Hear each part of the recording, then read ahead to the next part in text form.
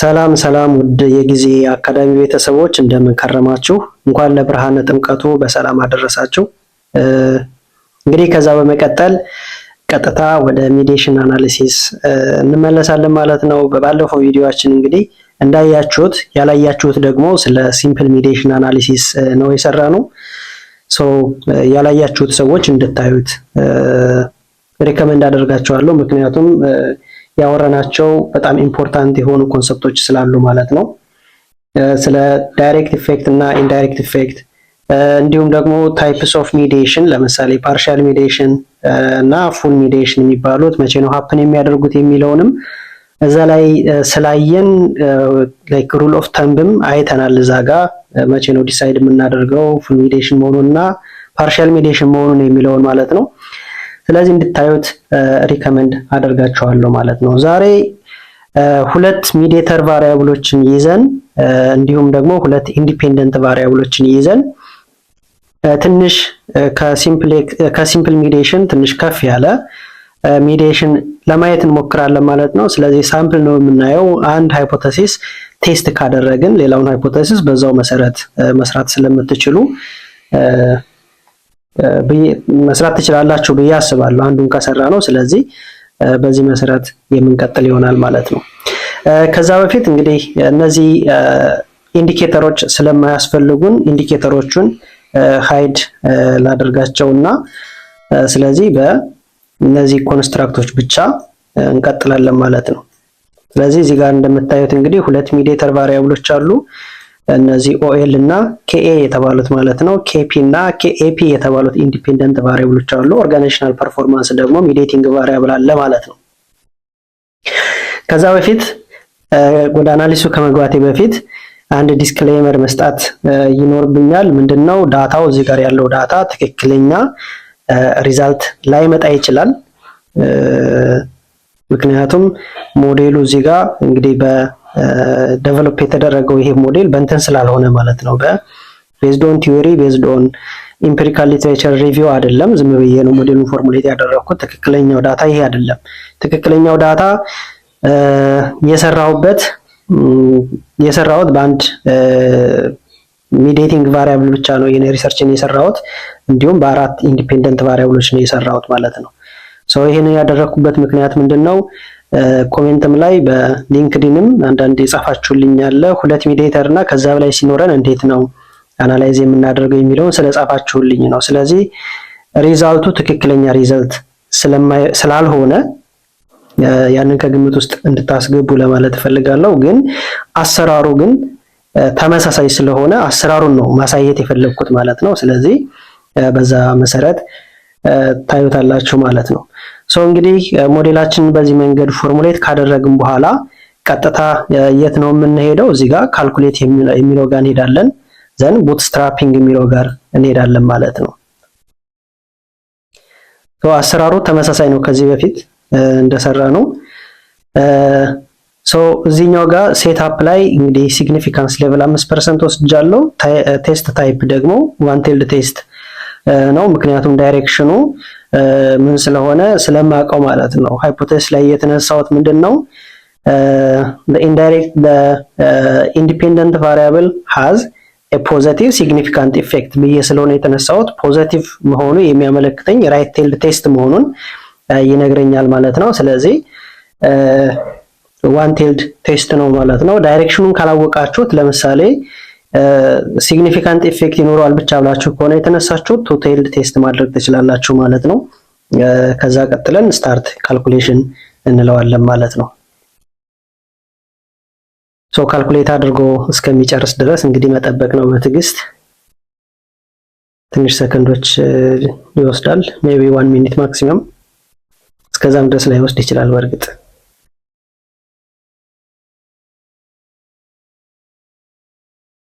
እስከዛው ድረስ ግን ሰብስክራይብ ሳታደርጉ ያያችሁ ያላችሁ ሰዎች ላስታውሳችሁ፣ ሰብስክራይብ አድርጉት። ላይክም የማታደርጉት ሰዎች ላይክ አድርጉ። ምክንያቱም እይታውና ላይኩ እንግዲህ የተመጣጠነ ስላልሆነ ማለት ነው።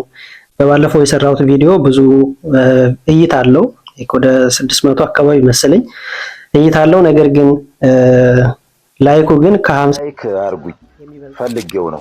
ላይክ ብታደርጉት ለሌሎች ሰዎች ምን ይደርስ ይሆናል። ያልተመቻችሁ ነገር ካለ ደግሞ አይታችሁት ላይክ ያላደረጋችሁበት ምክንያት ካለ ኮሜንት ላይ ብታሳውቁኝ የሚቀጥለውን ቪዲዮ ስሰራ ለማስተካከል እንደ ግብአት ይሆነኛል ማለት ነው። ካልኩሌት አድርጎ ጨርሷል። እንደምታዩት እንግዲህ እዚህ ጋር በቅንፍ ውስጥ ያለው ፒ ቫልዩ ነው። በውጭ ላይ ከቅንፍ ውጭ ያሉት ቁጥሮች ደግሞ እንትን ናቸው፣ ቤታ ቫልዩ ወይም በባለፈው ቪዲዮ ፒ ብለን ስንጠራቸው የነበርናቸው ቁጥሮች ናቸው እነዚህ ቁጥሮች ማለት ነው። ስለዚህ እንደዚህ አድርጎ ይህን ሪዛልት ከሰጠን በኋላ ቀጥታ የት ነው የምንሄደው? ስፔሲፊክ ኢንዳይሬክት ኢፌክት የምትለው ሀገር እንሄዳለን ማለት ነው። እሷን ክሊክ ስናደርግ እንግዲህ እዚህ ጋር እንደምታዩት አራት ሃይፖቴሲስ አለን፣ አራት የሚዲዬሽን ሃይፖቴሲስ ማለት ነው። የመጀመሪያው ሃይፖቴሲሳችን ለምሳሌ እዚህ መጀመሪያ ላይ የሚታየው ከኤፒ ኦኤል ኦፒ የሚለው ማለት ነው። እንደምታዩት እዚህኛው ጋር ፒ ቫልዩ 0.03 ነው፣ ከ0.05 ያንሳል። ኢት ኢዝ ሲግኒፊካንት። ይሄንኛው ሲግኒፊካንት ነው፣ እነዚህ ሁለቱ ደግሞ ኢንሲግኒፊካንት ናቸው። እንግዲህ የመጀመሪያው ሃይፖቴሲስ አንድ እንስራና ሁለተኛው ደግሞ እዚህ ጋር ያለውን አንድ ኢንሲግኒፊካንት ከሆነው አንድ ደግሞ ሲግኒፊካንት ከሆነው አናሊሲሱን እንሰራለን ማለት ነው። የመጀመሪያው ስቴፓችን እንግዲህ ምንድነው የሚሆነው? ታይፕ ኦፍ ሚዲዬሽን ወይም ሚዲዬሽናችንን ስቴት ማድረግ ነው። ወርድ ላይ ልውሰዳችሁና እዚህ ጋር የመጀመሪያው እንግዲህ ሚዲዬሽን ስቴት ታይፕ ላይክ ሚዲዬሽናችንን ስቴት እናደርጋለን። እዚህ ጋር ለምሳሌ the first hypothesis ለመጻፍ እየተመቸኝ አይደለም፣ እንግዲህ ታገሱኛላችሁ። the first hypothesis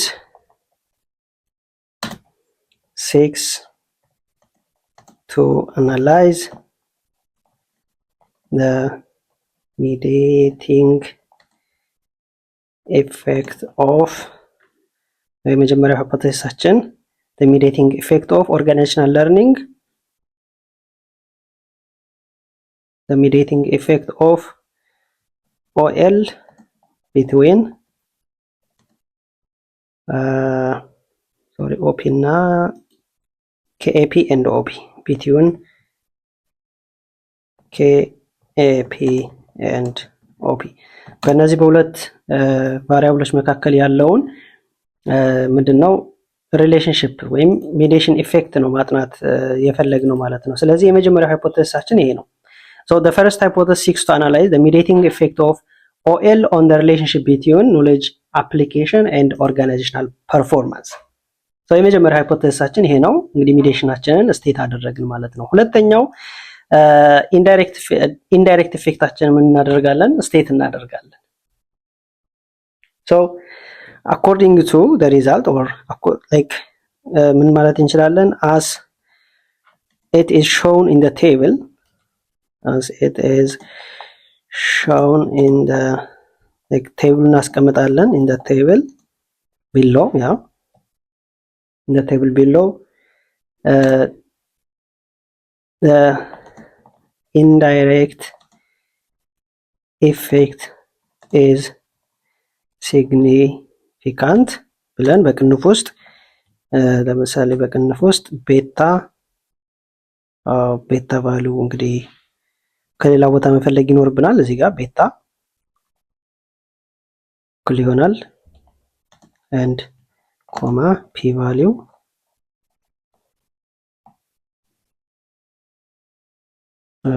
ኢኳል ቱ ብለን ቁጥሮቹን እናስቀምጣለን ማለት ነው። ለምሳሌ ቤታ ቫልዩ ማለት የት ጋር እንሄዳለን? ይችኛዋ ማለት 0.131 እና 0.131 ይሄንኛው 0.131 ፒ ቫልዩ ደግሞ ይሄንን ሰሚኮለን ብናደርግ እዚህ ጋር ፒ ቫልዩ 0.032 ቲንክ እንደዚህ መሰለኝ ካልተሳሳትኩ። yes ምንድነው ማለት ነው? ሲግኒፊካንት ነው ማለት ነው እዚህ ጋር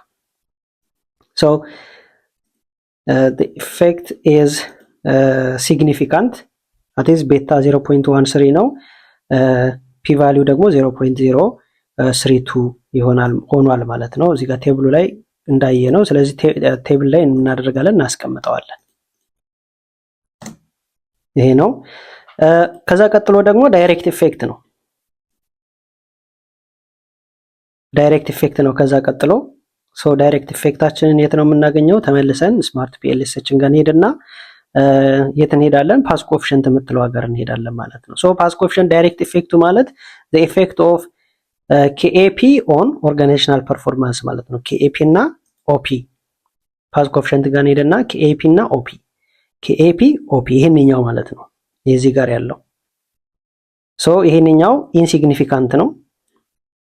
ሶ ይሄን ነው as it is shown below the direct effect is insignificant.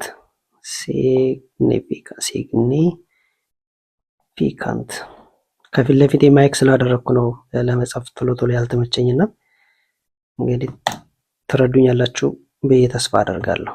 So the direct effect is insignificant, let's say with beta value ይሄንኛውን with ፓዝ ኮኤፊሽንት እንበለው ቤታ ፓዝ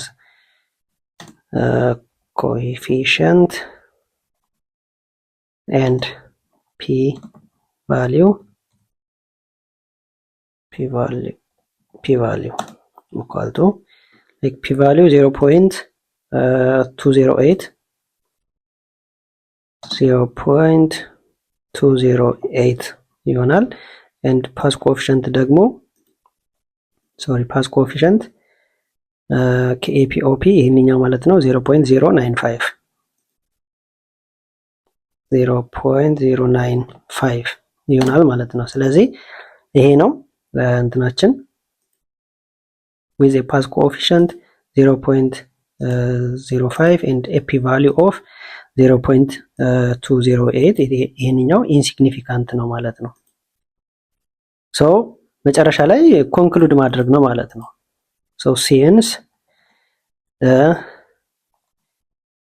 direct effect is insignificant and the indirect effect is significant,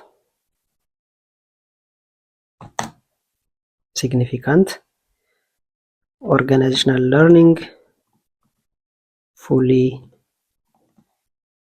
mediates the relationship between KAP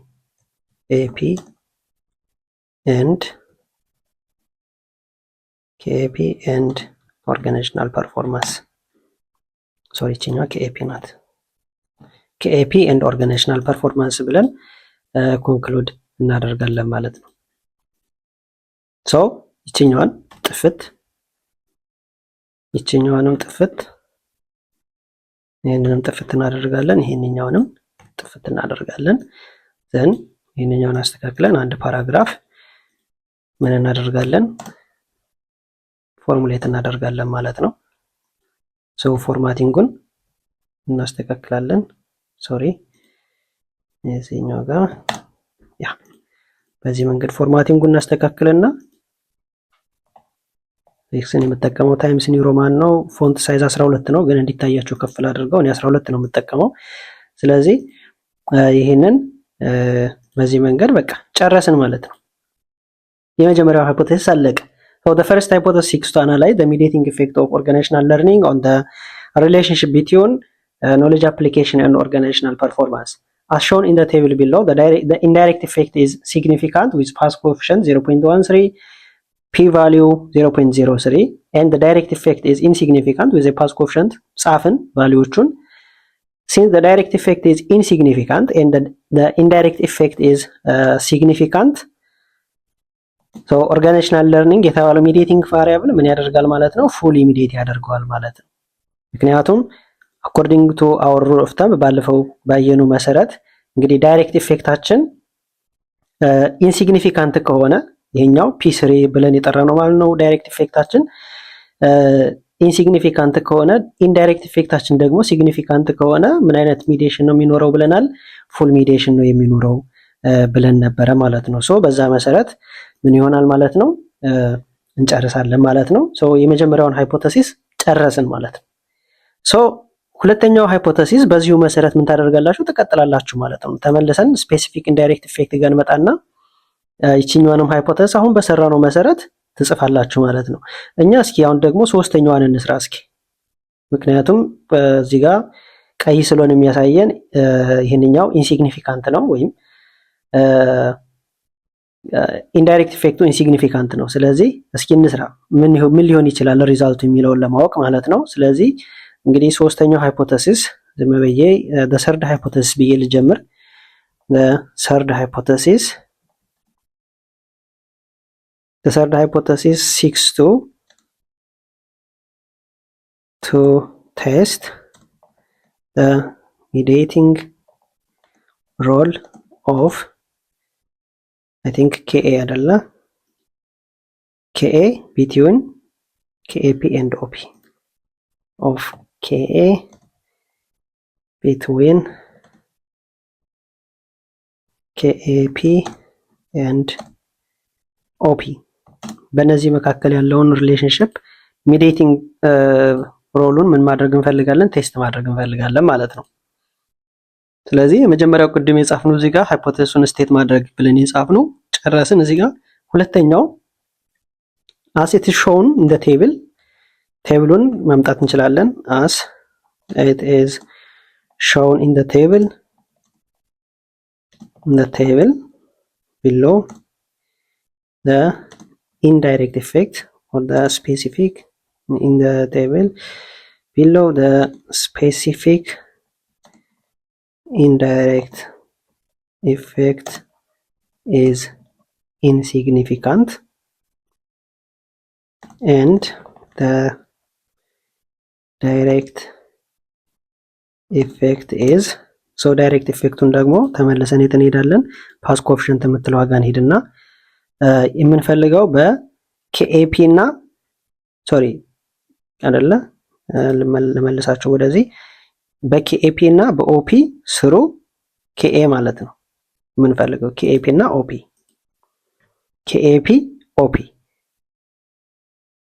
ኬኤፒ ኦፒ የቅድሞ ማለት ነው ራሱ ይሄ ኬኤፒ ኦፒ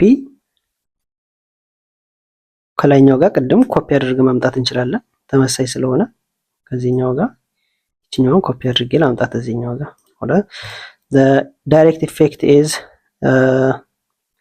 ዳይሬክት ኢፌክታችን ስንት ነው የመጣው? 0.095 ቤታው ማለት ነው ቤታ ቫልዩ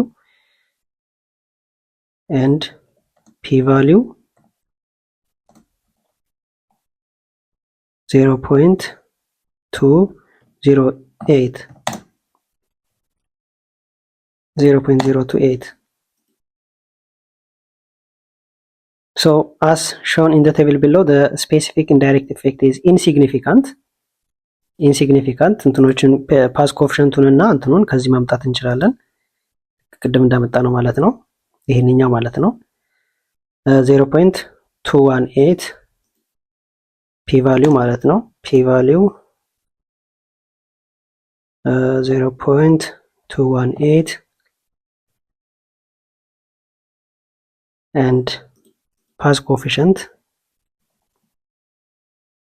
0.041 yeah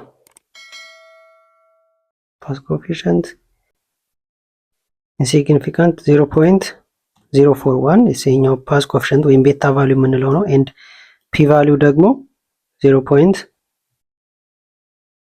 የኛው p ቫልዩ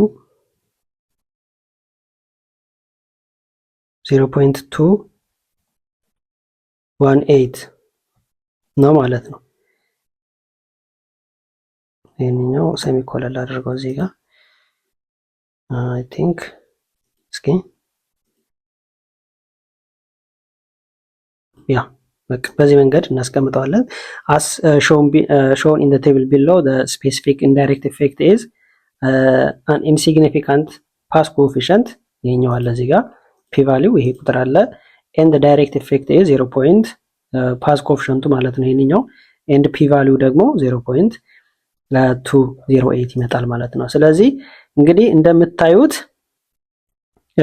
ምንድነው ዳይሬክት ኢፌክቱም ኢንሲግኒፊካንት ነው፣ ኢንዳይሬክት ኢፌክቱም ምንድነው ኢንሲግኒፊካንት ነው። ሁለቱም ኢንሲግኒፊካንት ነው። ስለዚህ ኢን ዲስ ኬዝ ምን እንላለን ማለት ነው there is no mediation no effect እንላለን ማለት ነው። ወይም በሁለቱ መካከል ሪሌሽንሺፕ የለም ብለን እንጠራለን ማለት ነው። no effect, so there is no mediation and there is no effect። ይሄ እዚህ ጋር የመጣው ውጤት ቅድም የሰጠኋችሁ ዲስክሌመርን አስታውሱ። ምክንያቱም እነዚህ ቫሪያብሎች ሪሌሽንሺፕ የላቸውም ብሎ መደምደም ያስቸግራል። ትክክለኛ ዳታ አይደለም፣ ትክክለኛ የሆነ ሃይፖቴሲስ ወይም ትክክለኛ የሆነ ቲዮሪቲካል ቤዝ የለውም ይሄ ሪሰርች ማለት ነው። ስለዚህ እሱን ከግምት ውስጥ አስገቡ ማለት ነው። ግን አሰራሩ ግን ይሄንን ይመስላል ማለት ነው። ይሄን ይመስላል። ለምሳሌ ይሄንን እንቀይረውና ለምሳሌ ይሄንኛው ኢንሲግኒፊካንት መጥቷል፣ ይሄንኛው ሲግኒፊካንት መጥቶ ቢሆን ለምሳሌ ይሄንኛው 0.028 ቢሆን ለምሳሌ ይሄንኛው 0.028 ቢሆን ምን ይሆናል? ኖ ሚዲዬሽን ብቻ ይሆን ነበረ፣ ኖ ኢፌክት የሚለው አይኖርም ነበረ ማለት ነው። there is no mediation ወይም KA የተባለው ቫሪያብል በሁለቱ መካከል ያለውን ሪሌሽንሺፕ ሚዲየት አያደርግም ብለን ኮንክሉድ እናደርግ ነበረ ማለት ነው። ስለዚህ በዛ መንገድ ያዙት። እንግዲህ እንደነገርኳችሁ ይሄ ዳታ ትክክለኛ ዳታ አይደለም ማለት ነው። እንግዲህ ሚዲዬሽን አናሊሲስ በዚህ መልኩ ምን እናደርጋለን ማለት ነው እንሰራለን ማለት ነው። ይሄ ነው። እንግዲህ ጥያቄ ካላችሁ ኮሜንት ላይ እንደተለመደው ጠይቁ። ቪዲዮ ከተመቻችሁ ላይክ አድርጉ፣ ሼር አድርጉት ለሚመለከታችሁ ሰዎች። እንዲሁም ደግሞ ሰብስክራይብ ያላደረጋችሁ ደግሞ ሰብስክራይብ እያደረጋችሁ የደውል ምልክቱንም ኦን አድርጉት፣ ቀጣይ ቪዲዮ ስለቅ እንዲመጣላችሁ ማለት ነው። አመሰግናለሁ። በቀጣይ ቪዲዮ እስከምንገናኝ ድረስ መልካም ጊዜ ይሁንላችሁ። ቻው።